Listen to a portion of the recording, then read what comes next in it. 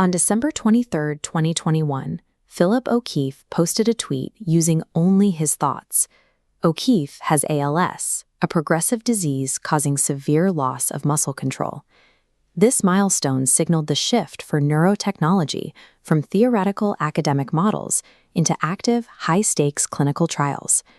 The primary medical imperative driving this hardware is returning physical autonomy and communication to individuals locked in by severe neurological conditions. To accomplish this, engineers use a brain-computer interface, or BCI. A BCI is a system that captures raw electrical brain signals and computationally translates them into functional digital commands.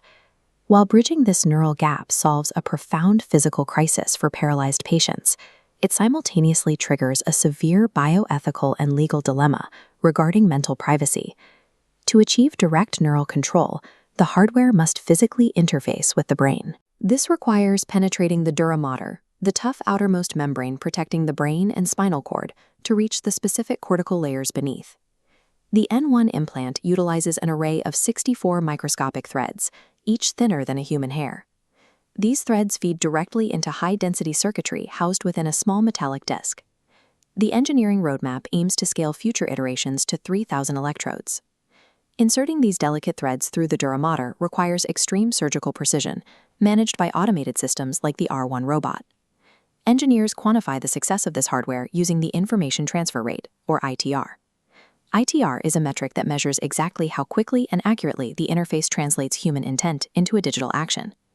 As the hardware scales to capture these volumes of neural data, the interface operates as a high-fidelity, subconscious extension of the human body. This technology relies on specific categories of neural interaction to function.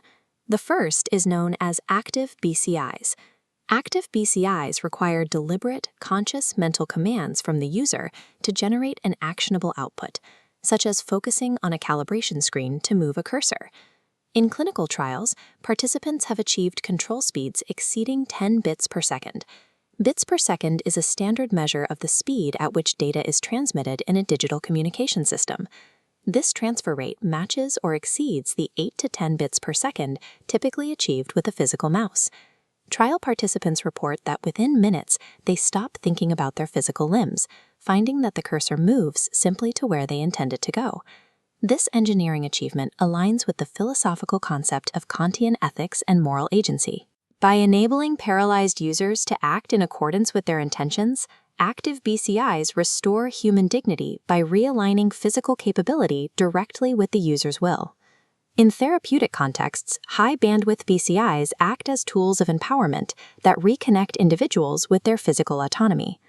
The ethical risk appears the moment BCIs transition from restoring baseline physical function to actively altering cognitive states.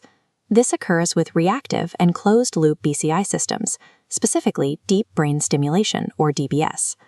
DBS is a neurosurgical procedure that uses implanted electrodes to deliver electrical stimulation to specific areas of the brain for mood regulation.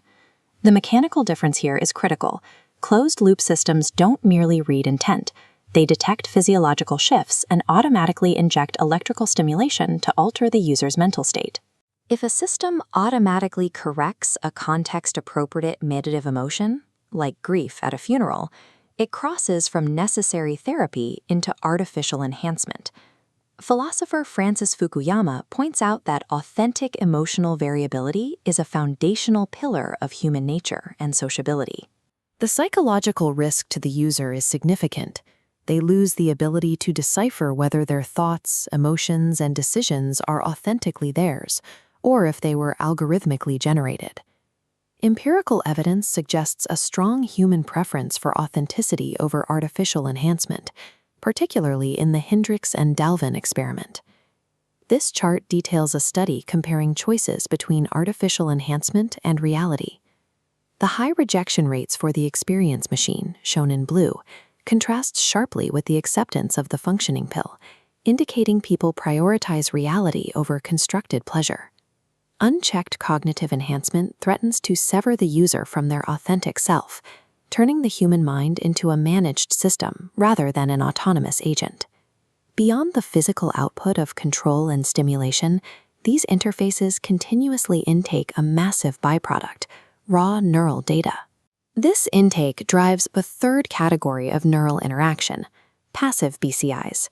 Passive BCIs are systems that continuously monitor involuntary brain signals, like stress, fatigue, or attention levels, without any conscious effort from the user.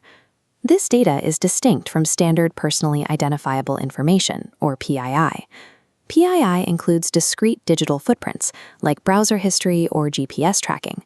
Passive neural data consists of continuous, involuntary brainwave frequencies. Because this data is continuous and involuntary, it bypasses our natural defenses entirely to reveal our most intimate, unfiltered cognitive states. As hardware companies adapt BCIs for non-medical contexts like education, employment, and gaming, this involuntary data becomes a highly lucrative commercial commodity. The continuous extraction of involuntary brain activity creates a surveillance mechanism that strips the user of their ability to filter or withhold their own thoughts. Regulators must now manage this incoming wave of commodified, involuntary neural data. We can examine the European Union's GDPR, currently considered the global gold standard for digital data protection. The GDPR is a comprehensive legal framework that sets strict guidelines for the collection and processing of personal information. However, the GDPR is ill-equipped to handle neurotechnology. It lacks clarity regarding the unique, subconscious vulnerabilities of raw brain data. The current legal framework has inadequate consent mechanisms for subconscious data, a lack of ownership models, and absent safeguards against corporate intrusion. Applying standard digital privacy laws to neural data is a category error. The architecture of the mind requires a different class of legal protection. Society cannot afford to halt neuroengineering. The medical benefits to paralyzed individuals are too profound to abandon. The clinical goal of pushing BCI communication speeds to 140 words per minute for locked-in ALS patients remains a medical imperative. Managing these risks requires a new legal standard, the concept of cognitive sovereignty. Cognitive sovereignty is the principle that an individual possesses an enforceable right to self-determination over their own brain data and mental states. A pioneering legislative model is currently being developed to solve this exact problem in South America. Chile's approach establishes a constitutional right to mental integrity that explicitly protects raw brain data from unauthorized access or manipulation.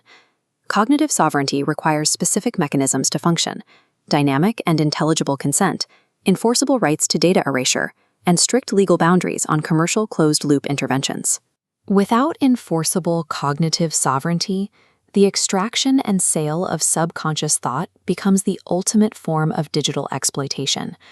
Our ethical engineering must keep pace with our hardware engineering.